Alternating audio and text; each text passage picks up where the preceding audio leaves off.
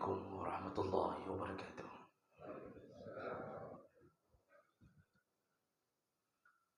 الحمد لله رب العالمين، وبنعمته تتم الصالحات. أشهد أن لا إله إلا الله وحده لا شريك له، وأشهد أن محمدا عبده ورسوله الكريم. اللهم صل وسلم على نبينا وسيدنا المصطفى محمد وعلى آله وأصحابه أجمعين. أما بعد، رب اشرح لي صدري ويسر لي أمري واحلل عقدة من lisani yafqahu qawli. Segala puji bagi Allah, kemudian salawat dan salam kepada Rasulullah, pada keluarga dan seluruh sahabat-sahabatnya yang Allah muliakan, insyaallah. Seluruh pengurus masjid,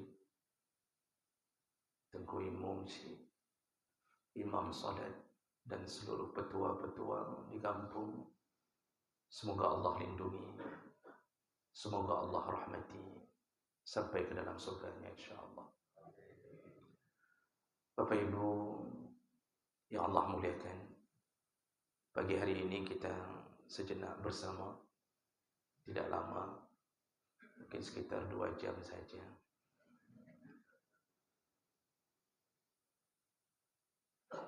Kita melihat salah satu hadis Nabi sallallahu alaihi wasallam, hadis riwayat Bukhari. Beliau mencantumkannya di dalam Sahih Bukhari, juga di dalam kitab Adabul Mufrad. Rasulullah sallallahu alaihi wasallam mengatakan, al-mu'minu mir'atul mu'min.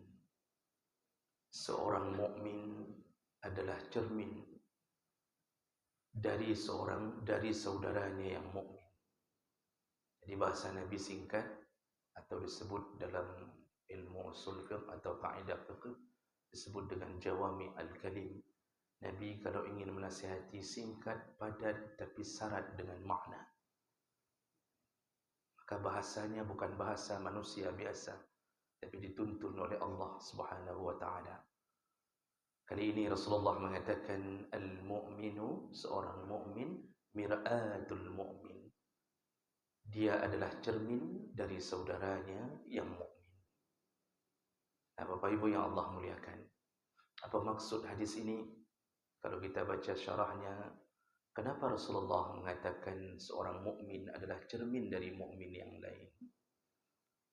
Yang pertama, maksud menjadi cermin, kita bisa melihat karakter seseorang ketika dia berteman dengan siapa. Jadi kita mengetahui tentang siapa seseorang, lihatlah temannya. Makanya Rasulullah SAW ketika masalah berteman juga mengingatkan, al-mar'u ala dini khalilih. Seseorang itu terpengaruh sekali dengan gaya sahabatnya. Falyanzur ahadukum ila man yukhalil. Lihat-lihatlah dengan siapa engkau berteman. Ketika kita berteman dan kita suka berteman dengan orang yang ahli maksiat, sebenarnya ada angin maksiat di dalam diri kita, sehingga kita senang. Waktu kita duduk di kedai kopi sesama pemain game judi online, kita betah bersamanya, kita bercengkrama bersamanya, kita beli chip bersamanya, bahkan kita tawarkan uang kita untuk dia beli modal dia yang baru, dan kita terus saja memelihara pertemanan dengan mereka tanpa ada unsur dakwah di dalamnya. Sebenarnya itulah kita. Walaupun kita mengatakan hana long mengen kenyan tagai kemangat, hana moho long du, tapi ketika kita senang dengan ahli maksiat, tidak terbentur di dalam hati bahwa ini salah, itulah kita. Itu cermin. Sama seperti anak adalah cermin dari orang tuanya. Anak tidak salat, maka dia cerminan dari orang tuanya. Oh, ada anak yang datang ke masjid tidak pernah nampak orang tuanya. Anak itu hanya sementara, ada masa kadaluarsa. Anak-anak yang datang ke masjid, ketika kita tanya, "Oh ayah, ayah di rumah, mana kerja masjid, tidak ke masjid?" "Ayah dengar, kamu belum dipaksa betul untuk pergi ke masjid." Itu ada masa kadaluarsa biasanya anak begitu. Umur SD, SMP sudah kadaluarsa karena dia lihat pemandangan ayahnya tidak salat. Lalu dia mulai meninggalkan salat. Cerminan seorang anak yang sabu-sabu ada pada ayahnya. Kenapa bisa jatuh ke sabu-sabu? Cerminan seorang anak laki-laki yang sering membonceng anak perempuan yang bukan mahramnya. Dia pacaran, tidak ada rasa malunya. Cerminan orang tuanya. Mungkin ayah ibunya pun dulu dibonceng-bonceng. Pembonceng dan yang dibonceng. Begitulah seorang sahabat. Dengan siapa kita bersahabat, cermin siapa kita sebenarnya. Tapi ketika hati kita merindui bersahabat dengan orang-orang sesama, orang saleh, di mana ada pengajian kita datangi, timbul rasa cinta, maka disitulah kita tahu bahwa kita sebenarnya juga begitu. Ini makna pertama. Makna kedua, kata para ahlul hadis, itu lebih luas lagi. Yaitu tentang nasib seseorang yang berteman di dunia bagaikan cermin. Jadi cermin itu kalau kita berdiri di hadapannya, kita bergerak sedikit, dia ikut bergerak. Tidak ada perbedaan, tidak ada detik yang menjadi jeda antara kita dan bayangan dalam cermin, tidak ada. Bergerak, dia bergerak. Kita mundur, dia mundur. Nah, kata para ulama Nabi mengatakan tentang seorang mukmin, cerminan seorang mukmin dari saudaranya. Ketika kita berteman dengan sesama mukmin, maka kita akan mendapatkan keuntungan dari dunia sampai di akhirat kalau itu teman yang saleh. Jadi kita terus mengikuti langkahnya. Ketika berteman dengan orang yang ahli maksiat, juga kita terus mengikuti langkahnya. Seperti antara kita dengan bayangan dalam cermin, tidak terpisah. Makanya ini yang paling berbahaya. Jemaah maka Allah Subhanahu wa taala. Bagaimana nasib kita di akhirat nanti? Juga salah satu penyelamat adalah sahabat-sahabat kita. Maka dari dunia kita disuruh berteman dengan sesama orang yang baik. Dalam banyak ayat Allah Subhanahu wa taala menyebutkan, contohnya Allah katakan, ya ayyuhalladzina amanu taqullaha wa kunu ma'as sadiqin. Wahai orang-orang yang beriman, bertakwalah engkau kepada Allah dan tetaplah engkau pelihara pertemananmu dengan sesama orang yang sadiqin, yaitu orang-orang yang jujur, yang percaya. Maksudnya percaya tentang agama ini.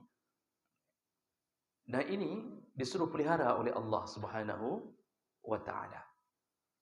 Dalam surat Al-Kahfi Allah katakan, wasbir nafsaka ma'al ladzina yad'una rabbahum bil ghadati wal 'ashini yuriduna wajha. Bersabarlah engkau wahai Muhammad bersama dengan teman-temanmu, sahabat-sahabatmu yang selalu berdoa siang dan malam, berzikir kepada Allah siang dan malam. Bersabarlah engkau.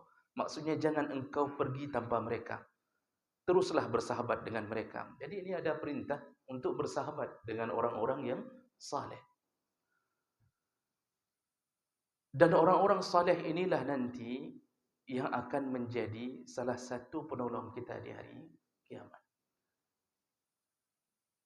Berhati-hatilah ketika kita tidak punya teman yang saleh. Nasib kita tidak bisa diselamatkan di akhirat dan tidak ada penolong satupun. Makanya dalam surat Zukhruf Allah katakan, al-akhilla yawma izin ba'duhum li ba'din aduwan illa al-muttaqin. Nanti sesama teman, al-akhilla itu kalau lihat tafsir, itu pertemanan yang sangat kuat, disebut khalil. Jadi kalau pertemanan yang biasa disebut sahib, Maka kadang-kadang dekat sahib yang sahabat long yang sahib. Di atas sahib disebut dengan akhun, punya unsur cinta di dalamnya, ukhuwah, maka disebut ukhuwah Islamiyah. Di atas akhun itu berikutnya adalah khalil. Nah, khalil itu cinta mati, artinya berteman akrab betul. Halih disebut khalil. Maka Nabi Ibrahim disebut Khalilullah karena beliau tidak bisa memisahkan dirinya dari Allah. Kerinduannya terhadap Allah terus-terusan.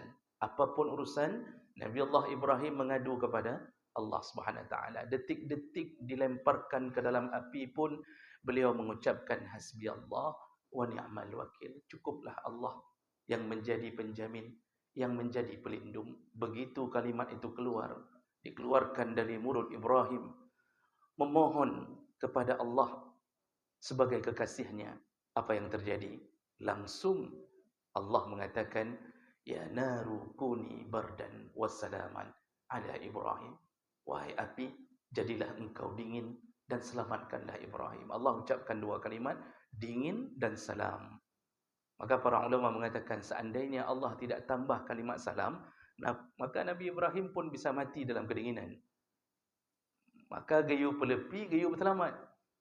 Kenapa? Khalil, berteman kekasihnya Allah Subhanahu Wa Taala. Maka Allah mengatakan dalam surah Az-Zukhruf, nanti para kekasih, yaitu sesama sahabat yang paling akrab pun, ketika datangnya hari kiamat, semua mereka akan saling bermusuhan. Semua mereka akan bermusuhan. Ba'duhum li ba'din adu, menjadi musuh, illa, kecuali orang-orang yang bertakwa. Bapak Ibu, pernahkah kita melihat ketika pertemanan di dunia sesama preman? Kan cukup luar biasa berteman dengan sama preman. Mereka berikrar setia sampai mati. Satu preman dipukul, maka seluruh preman datang. Banyak hari ini pertemanan sesama tukang beca, sesama Grab, sesama ojek, sama-sama supir BA, na kelompok, na persatuan-persatuan. Itu Masya Allah, pantang mendengar sedikit saja darah keluar dari salah satu sahabatnya, mereka akan habis-habisan bertempur untuk membela sahabatnya. Yang katruk pak tingkat Khalil, darahku untukmu. Dan ini terjadi, malah lebih kuat persatuan preman daripada persatuan masjid. Petihan cenderung gerpau. Preman jarang berseteru sesama mereka. Tapi katanya sebuah masjid kadang-kadang cukup kahim dan pakai imam. Tapi sesama preman, Masya Allah. Pernah masalahkah? Nah masalah, pegah baklum. Pokok di pantang ku dengar kah mencukai, tenang macam. Nian bahasa preman.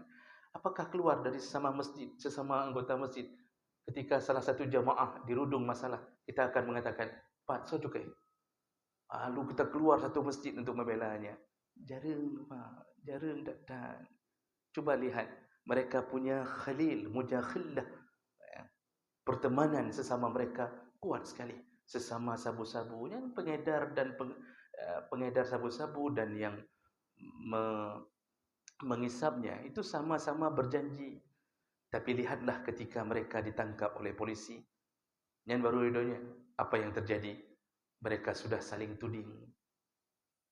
Ketika ditanya, ini pencuri ditangkap berdua. Dulu akrab sekali, sehidup semati antara sesama pencuri. Ketika ditangkap polisi, ditanya polisi, siapa yang melakukan? Maka temannya akan mengatakan, dia Pak. Yang itu juga mengatakan, hana long ji Pak. Baru di depan polisi sudah saling tuding. Berubah jadi permusuhan di saat itu. Semuanya, para penzina, Masya Allah, cintanya Pak.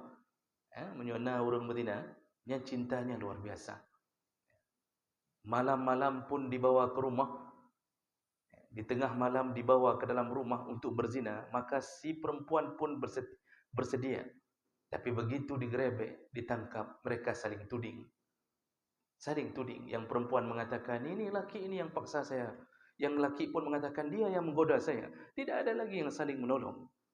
Begitulah kehidupan di akhirat sesama orang maksiat. Makanya duduknya kita dengan sesama orang yang tidak saleh nanti berujung sia-sia, bahkan menjadi musuh. Lihatlah hari ini orang-orang duduk bersama di kedai kopi, meninggalkan maghrib, meninggalkan isya, tidak salat. Begitu hebatnya mereka saling traktir. Bahlung bayu, anapu. Tenang mentang. Jadi begitu setianya mereka. Ketika di akhirat mereka lalu ditanya Allah, kenapa tinggalkan salat? Maka yang satu mengatakan, dia yang telah membuatku meninggalkan salat. Yang satu juga, hana akan long jih yang pegat dong hana temayang. Terus mereka begitu saling bermusuhan. Dan itu telah diceritakan oleh salah satu asar dari Ali bin Abi Thalib radhiyallahu anhu. Di dalam kitab tafsir Al-Baghawi, itu disebutkan salah satu kisah, bahawa nanti di akhirat, tentu Imam Ali bin Abi Thalib mendengarkannya dari Rasulullah. Cuma hadis ini mauquf, tidak dari langsung perkataan Rasulullah. Ali bin Abi Thalib radhiyallahu anhu mengatakan, nanti di akhirat, dua orang teman yang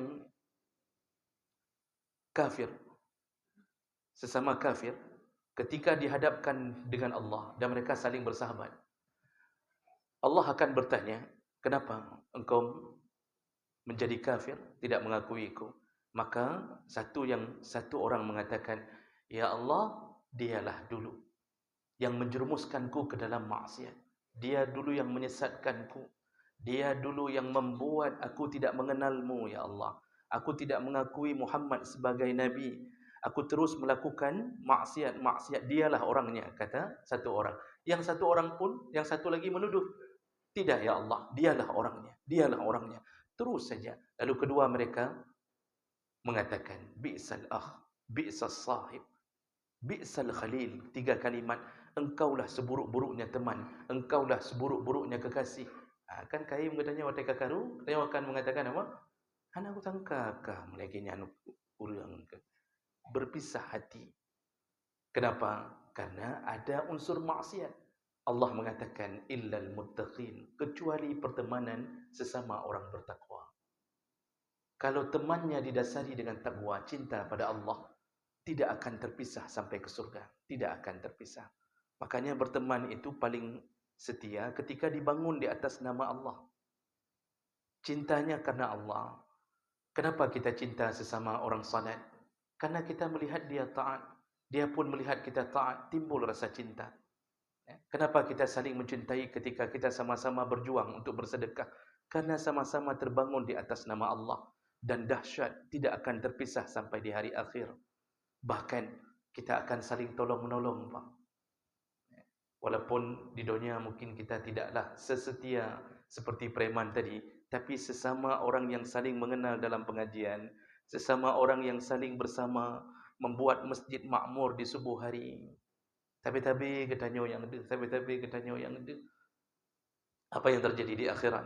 Baca hadis Nabi riwayat Sa'id Al-Khudri, hadis riwayat Muslim, saking hebatnya pertemanan kita dengan sesama orang saleh, nanti ketika salah seorang di antara kita seandainya dimasukkan ke dalam neraka, kata Nabi. Jadi ada orang kadang-kadang salat jamaah sama-sama, tapi kemudian masuk neraka, penyebabnya macam-macam. Bisa jadi tidak berhenti dari kredit bersama Adira. Bisa jadi tidak pernah berhenti dari maksiat yang lain. Temayang, yang cok kredit buat bank, cok laju. Jadi membuat dia akan dimasukkan dulu, transitkan dulu ke dalam neraka. Bisa jadi karena ada penyakit hasad yang lain. Bisa jadi macam-macam urusan. Bisa jadi bukan urusan-urusan di luar, di dalam masjid, tapi urusan di luar masjid. Ada dosa sampingan selain daripada salat yang dia lakukan. Namun, walaupun begitu, ketika seseorang sudah dimasukkan ke dalam neraka, bukankah Nabi Muhammad pernah berjanji, kullu ummati yadkhulunal jannah, setiap umatku akan masuk surga, illa man aba, kecuali bagi yang enggan. Yang enggan ini transit dulu dalam neraka. Tapi kemungkinan untuk masuk surga tetap ada, selama tetap Allah di dalam dada, Muhammad sebagai garis kita untuk bergerak, tetap kemungkinan masuk surga. Dan itu tidak didapatkan oleh orang kafir. Nah, ketika salah seorang masuk neraka, di dunia dia berteman dengan orang saleh di dalam masjid. Pokoknya di mana ada kebaikan ada dia. Tapi nanti juga ada kesalahan yang dia lakukan. Ketika itulah Nabi mengatakan, nanti di akhirat kita akan bertanya, kemana sahabat kita? Jadi kita mengadu kepada Allah, ya Allah, haukah fulan? Kami tidak melihatnya di surga. Kemana fulan? Kami dulu sama-sama salat. Kami dulu sama-sama berpuasa. Kami dulu sama-sama membayar zakat. Jadi bergerak bersama-sama, Pak. Jadi urus masjid sama-sama, nyopa dah pegat masjid sama-sama semuanya. Cuma satu orang masuk neraka, lalu orang ini akan mengadu, kemana fulan? Kamu orang dia sama-sama dalam masjid. Bukan ada fulan. Di situ Allah Subhanahu Wa Taala menjawab, fulan dalam neraka.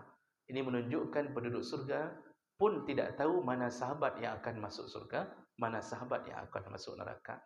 Lalu mereka mengatakan, kalau begitu ya Allah, izinkan kami untuk menjemputnya ya Allah. Rupanya mereka demo di depan Allah.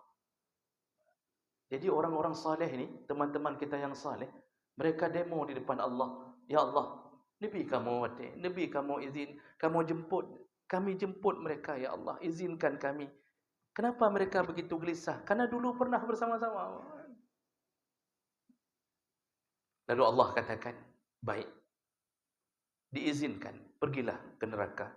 Jemputlah semua temanmu. Jadi bukan satu orang lagi yang disuruh jemput. Semua temanmu yang engkau kenal yang pernah berbuat baik bersamamu. Ini syafaat seorang sahabat. Jadi bukan hanya dari Nabi, sahabat bisa memberi syafaat. Syaratnya sahabat yang saleh.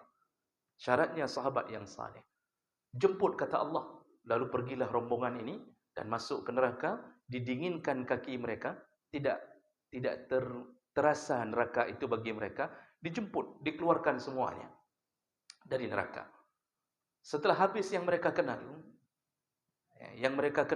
yang di dalam masjid tadi yang sama, habis mereka kenal, mereka jemput, lalu dimasukkan ke telaga Al-Kautsar. Dalam hadis yang lain, semua yang dijemput dari neraka direndam ke dalam telaga Al-Kautsar. Bahkan Nabi mengatakan setelah direndam, kemudian mereka diangkat dan warna mereka dari warna hangus hitam menjadi seperti warna anak kacang yang baru tumbuh, kata hadis Nabi sallallahu alaihi wasallam. Yang putih tak hitam le.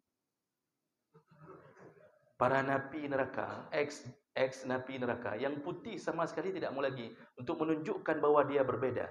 Kenapa engkau tidak taat pada Allah keseluruhannya? Kenapa engkau tidak bertaubat sebelum matimu? Maka berubah menjadi kecoklatan lagi anak kacang, bukan Nabi. Barulah kemudian dimasukkan ke dalam surga dan ditulis di dahi mereka jahannamiyun, kata Nabi. Semua ex napi jahannam ditulis bekas napi jahannam, jahannamiyun tertulis. Tidak akan hilang, menunjukkan berbeda orang yang taat selama-lama dengan orang yang taat tapi pernah melakukan maksiat dan mati tidak sempat taubat. Jadi jeruak dulu dalam neraka, Pak. Jangan berfikir begini. Jadi karena ada orang yang berfikir begini, alah, mesti ada kata mau nerakanya. Kan lagi pisang goreng, si geruang samping. Dia berfikir seperti pisang goreng dimasukkan ke minyak panas, lalu diruang ke samping, Masya Allah. Neraka itu azabun alim. Sangat pedih. Pedih sekali. Itu alim itu dari kata bahasa fa'il. Fa'il itu isim mubalaghah, yang tidak ada yang sakit setelah sakit itu. Kalau Allah mengatakan dirinya kabir, dirinya rahim, itu tidak ada yang lebih sayang daripada Allah. Yang kehabis kalimat dalam bahasa Arab. Makanya Al-Quran diturunkan dalam bahasa Arab untuk menunjukkan level, biar orang faham dan tidak terwakili dengan bahasa lain. Pedih sekali dalam neraka itu. Jauh sekali dengan siksa dunia. Maka jemaah mereka Allah Subhanahu Wa Taala, ketika sudah dijemput semua sahabat lalu dimasukkan ke surga oleh Allah, lalu Allah memanggil kembali rombongan ini dan Allah mengatakan, jemput lagi semua temanmu yang pernah engkau kenal. Jadi bukan lagi teman-teman dekat dalam masjid. Semua teman yang pernah engkau kenal, yang pernah engkau mungkin pernah duduk kedai kopi 3, naik traktir lekoknya 3, kita kenal di dunia, Pak. Ya. Mungkin pernah satu L300 bersama pergi berbicara di dalam, sempatlah berteman sebentar, tukar nomor HP. Yang pernah engkau kenal, yang ada amalannya sebesar 1 dinar, kata Rasulullah. Jadi Rasulullah menjelaskan 1 dinar, yang pernah beramal 1 dinar. 1 dinarnya sekitar 5 jutaan. Dinar asli emas sekitar 5. Ada amal, pernah beramal yang kira-kira pahalanya sebesar itu, jemput, kata Allah. Kembali rombongan ini menuju ke neraka. Lalu dijemput kembali, dimasukkan lagi dengan izin Allah ke dalam surga. Lalu mereka mengadu, sudah selesai ya Allah. Lalu Allah mengatakan, balik ke neraka. Jemput lagi semua temanmu yang pernah engkau kenal, yang pernah beramal sebesar 1 dirham. 1 dirham, 1/4 dinar. Pernah beramal dengan sekitaran 700 ribu rupiah, 600 ribu rupiah. Atau mewakaf walaupun hantam teruk masjid. Wakaf masjid, orang je hantam teruk masjid. Nah yang model lagi ni. Nah yang teruk masjid tapi tidak pernah wakaf. Ada juga yang model begitu. Yang terbaik yang wakaf dan kemudian teruk masjid. Disuruh jemput oleh Allah. Jemput, kata Allah. Dijemputnya lagi rombongan ini. Ini yang kecil-kecil amal. Mungkin kena di sudut-sudut Dok Semawe. Part-part yang taturi mungkin. Nah, lu dah berturi tirau. Beramai-ramai kita menjemputnya. Setelah itu, kita lapor lagi ke Allah. Ini hadis sahih riwayat Muslim. Kita lapor lagi ke Allah. Sudah selesai ya Allah. Apa kata Allah? Kembali ke neraka. Jemputlah semua sahabat kalian yang pernah beramal 1 biji sawi sebesar 1 zarrah. Pernah tersenyum dengan sesama mukmin? Kerit mati. Temayang hana. Tapi menyom rempok rumis dia, Pak. Kalau ketemu Assalamualaikum, Waalaikumsalam. Itulah andalan amal dia.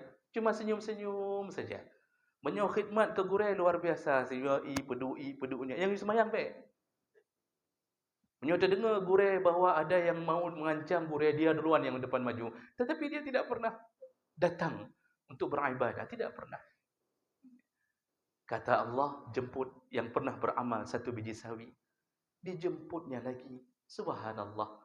Hadis itu akhirnya mengatakan, begitulah fungsi seorang sahabat yang saleh. Maka belela dah mengen dengan sesama getanyo yang gak-gak. Janganlah musuhi orang-orang yang baik. Kalaupun terjadi sesuatu, bijaksanalah dalam menyikapi. Karena berteman dengan orang jahat akan menimbulkan maksiat dan juga tidak ada manfaat di akhirat. Berteman dengan orang saleh, selain dapat manfaat, juga akan bermanfaat di akhirat sampai dijemput dari neraka Allah. Makanya disitulah Ibnul Jauzi mengatakan dalam banyak riwayat, ditulis salah satu perkataan yang paling masyhur dari Ibnul Jauzi, Imam Ibnul Jauzi. Apa kata beliau? Kalau kalian, wahai murid-muridku, sudah masuk surga, walam tarani fil jannah, dan engkau tidak bertemu aku di dalam surga. Ini kata Ibnul Jauzi, kalau kalian masuk surga dan kalian tidak melihatku dalam surga, tanyalah kepada Allah, kemana guru kami Ibnul Jauzi? Jadi diminta, diwasiatkan dari dunia ya, untuk memohon, kalau engkau tidak melihatku dalam surga, kena tanya kepada Allah, pat lung, mungkin lung ke dalam neraka. Karena tidak ada jaminan seorang yang dikenal di dunia, kealimannya, kemudian menjadi penjamin di akhirat, bisa tidak. Kenapa? Kadang-kadang orang alim ada penyakit, Pak. Imam Az-Zahabi dalam kitab Al-Kabair menyebutkan penyakitnya orang alim apa? Sombong. Seburuk-buruknya sombong ketika menempel pada orang alim. Ciri-cirinya apa? Merasa paling benar, merasa paling terhormat. Yang menyotrok bak depan walimah, menyohana tahidang bengih ke awak. Munan hotel kagejuk pingan sama orang waktu walimah, ni ustaz, ni tengku. Lagi nyo ke pegak lung, kata dia. Begini, seharusnya kena meja khusus untuk lung, kata dia. Mulai getik pingan-pingan ke awak. Ingin dihormati, ingin disanjung-sanjung. Dan semua orang salah di matanya, yang benar cuma pendapatnya saja. Yang penyakit orang yang merasa alim. Kalau sudah menempel sombong pada orang alim, itulah seburuk-buruknya sombong. Bisa jadi kita yang hari ini di depan berbicara di atas mik, mungkin, na'udzubillah, kalau itu melekat, mungkin kita salah satu dari penghuni neraka, na'udzubillah. Maka oleh karena itu, Jagalah diri, jagalah teman. Jangan sampai terpisah dengan orang saleh. Sabi-sabi dia jauh masjid, nemengen, nenging, nepedulira. Dengan orang saleh pedulira. Maka ketika salaman kita sebutkan, Dong, Ustaz, dong, kita sama-sama. Long dalam neraka, long dalam surga. Benar kalimatnya, baik dia balik. Ustaz, long dalam neraka, long dalam surga. Itu punya dalam nampak. Balik kalimatnya. Jadi jemaah melakukan Allah, peliharalah ukhuwah, peliharalah persaudaraan sesama orang saleh. Kalau ada riak-riak dalam kehidupan, tutuplah riak itu dengan kelebihan yang banyak. InsyaAllah, mudah-mudahan Allah selamatkan kita sampai ke dalam surganya. Amin. Ya Rabbal Alamin. Subhanakallahumma bihamdik. Asyhadu an la ilaha illa anta. Astaghfiruka wa atubu ilaih. Wassalamualaikum warahmatullahi wabarakatuh. Waalaikumsalam.